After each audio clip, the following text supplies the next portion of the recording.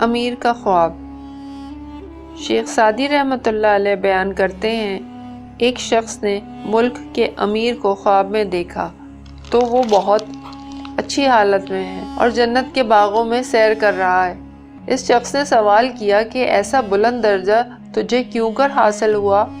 امیر نے جواب دیا، اپنی اور کوئی نیکی تو یاد نہیں، صرف یہ یاد ہے کہ ایک بار میں نے ایک یتیم کے پیر سے کانٹا نکال دیا تھا۔ خدا نے شاید میری اس نیکی کے باعث یہ درجہ عطا فرمایا ہے کہ میرے راستے کا ہر کانٹا پھول بن جاتا ہے۔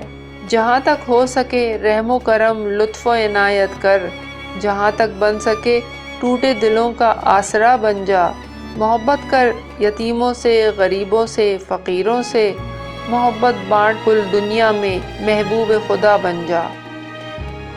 وضاحت: رحم و کرم خدائی صفات ہیں۔ خدا ان لوگوں سے بہت خوش ہوتا ہے جو ان صفات کو اپناتے ہیں۔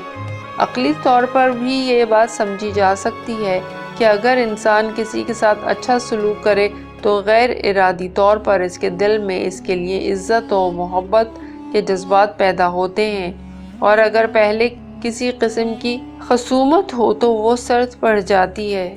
اس کے مقابلے میں سخت گیری اور درشتی دوستوں کو بھی دشمن بنا دیتی ہے۔ پھر یہ بھی ضروری نہیں کہ ایسی نیکی بہت بڑے پیمانے پر کی جائے، ادنا سی نیکی بھی انسان کی عاقبت سنوار دیتی ہے۔